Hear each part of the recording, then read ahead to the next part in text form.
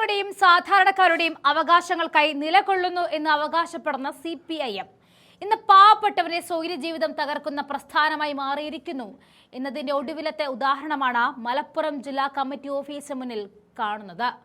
സ്വന്തം മണ്ണിൽ ഒരു വീടെന്ന സ്വപ്നവുമായി ഇറങ്ങിത്തിരിച്ച തിരൂരങ്ങാടി സ്വദേശി റിയാസിനും കുടുംബത്തിനും പാർട്ടി ഓഫീസിന് മുന്നിൽ സമരമിരിക്കേണ്ടി വരുന്നത് ആധുനിക കേരളത്തിന് നാണക്കേടാണ്.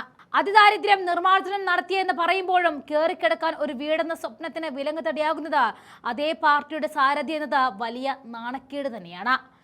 പിണറായി സർക്കാരിന്റെ കാലത്ത് എന്നെന്നും എടുത്തു പറയുന്ന ലൈഫ് മിഷൻ പദ്ധതി കൊട്ടി ആഘോഷിക്കുമ്പോഴും ഇന്നൊരു കുടുംബത്തിന് കയറിക്കിടക്കാൻ ഒരു വീട് പണിയാൻ നിങ്ങളുടെ നേതാവ് അനുവദിക്കാത്തത് കൊണ്ട് ഇന്നവർക്ക് പാർട്ടി ഓഫീസിന്റെ വരാന്ത നിരങ്ങേണ്ട ഗതികേടെത്തിയിരിക്കുന്നു.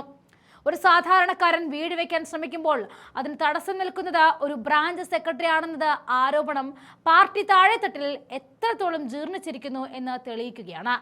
ജനങ്ങളെ സഹായിക്കേണ്ടവർ ജനങ്ങളുടെ വഴി തടയുന്ന കാഴ്ചയാണ് ഇവിടെ. തിരൂരങ്ങാടി സ്വദേശി റിയാസും കുടുംബവുമാണ് സമരം നടത്തി വരുന്നത്. ബ്രാഞ്ച് സെക്രട്ടറി വീട് വെക്കാൻ അനുവദിക്കുന്നില്ല എന്ന് ആരോപിച്ചാണ് സമരം. സ്വന്തം ഭൂമിയിൽ വീട് പണിയാൻ പോലും പാർട്ടിക്കാരന്റെ അനുവാദം വേണമെന്ന അവസ്ഥ ദയനീയം തന്നെ. എന്നാൽ ഇപ്പോഴത്തെ സമരം ആസൂത്രിതമാണോ എന്ന സംശയമുണ്ടെന്നും ജില്ലാ സെക്രട്ടേറിയറ്റ് അംഗം ശശികുമാർ പറഞ്ഞത് സമരത്തെ ചർച്ചയിലൂടെ പരിഹരിക്കുന്നതിന് പകരം ഇത് ആസൂത്രിതമാണെന്ന് പറഞ്ഞ് നിസാരവൽക്കരിക്കുന്ന നേതാക്കന്മാരുടെ നിലപാട് പാവപ്പെട്ടവനെ പരിഹസിക്കുന്നതിന് തുല്യമായി പോയി. രാഷ്ട്രീയ എതിരാളികളെ മാത്രമല്ല തങ്ങൾക്ക് വഴങ്ങാത്ത സാധാരണക്കാരുടെയും വീട് കയറി ആക്രമിക്കുന്നത് CPMന്റെ മുഖമുദ്രയായി മാറിക്കൊണ്ടിരിക്കുന്നു. അന്തസ്സായി ജീവിക്കാൻ ആഗ്രഹിക്കുന്ന ജനങ്ങളെ ഭയപ്പെടുത്തി നിർത്തുവാനാണ് ഇവർ ശ്രമിച്ചുകൊണ്ടിരിക്കുന്നത്. ഒരുപക്ഷെ ഇത് CPM പിന്തുടരുന്ന ഒരു ശൈലിയാണ് എന്ന ചരിത്രം നമ്മളോട് പറയും. സാജൻ മുതൽ സുഗതൻ വരെയുള്ള സാധാരണക്കാരെ കൈയിട്ട് വാരിയവരാണ് ഈ പാർട്ടി. അന്തരൂരിലെ പ്രവാസി സാജൻ തന്റെ ആയുഷ്കാല സമ്പാദ്യം മുഴുവൻ നിർമ്മിച്ച കൺവെൻഷൻ സെന്ററിന് പാർട്ടി ഭരിക്കുന്ന നഗരസഭ അനുമതി നിഷേധിച്ചത് വെറും സാങ്കേതിക പ്രശ്നം ആയിരുന്നില്ല, പാർട്ടിക്കകത്തെ ഗ്രൂപ്പ് വൈരാഗ്യം മാത്രമായിരുന്നു. അത് ചെന്നെത്തിച്ചത് അദ്ദേഹത്തെ ആത്മഹത്യയിലേക്കും. പ്രവാസി സുഗതനാകട്ടെ പാട്ടത്തിനടുത്ത ഭൂമിയിൽ വർക്ക്ഷോപ്പ് തുടങ്ങുവാൻ ശ്രമിച്ചപ്പോൾ അവിടെ പാർട്ടി കൊടികുത്തി തടസ്സപ്പെടുത്തിയ സംഭവം നാം മറന്നിട്ടില്ല. ജീവിക്കാൻ ഒരു തൊഴിൽ ചെയ്യണമെങ്കിൽ പോലും കമ്മ്യൂണിസ്റ്റ് പാർട്ടിയുടെ ഔദാര്യം കാത്തു നിൽക്കേണ്ട അവസ്ഥയിൽ മനംനൊന്ത് സുഗതരും ആത്മഹത്യയിലേക്ക് പോയി.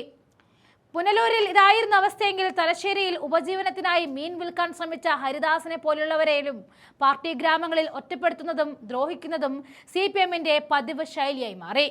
ഇപ്പോൾ അത് റിയാസിലും കുടുംബത്തിലും വന്ന് എത്തി നിൽക്കുന്നു എന്ന് മാത്രം.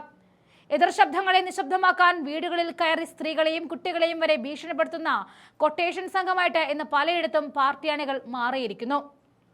പോലീസ് സ്റ്റേഷനുകൾ മുതൽ വില്ലേജ് ഓഫീസുകൾ വരെ നിയന്ത്രിക്കുന്നത് പ്രാദേശിക പാർട്ടി സെക്രട്ടറിമാരാണ്. റിയാസിന്റെ കാര്യത്തിലും സംഭവിച്ചത് മറ്റൊന്നല്ല. ഉദ്യോഗസ്ഥരെ ഭീഷണിപ്പെടുത്തി സാധാരണക്കാരന്റെ അപേക്ഷകൾ തടഞ്ഞുവെക്കുന്നത് പാർട്ടിയുടെ സ്ഥിരം നയം തന്നെയാണ്.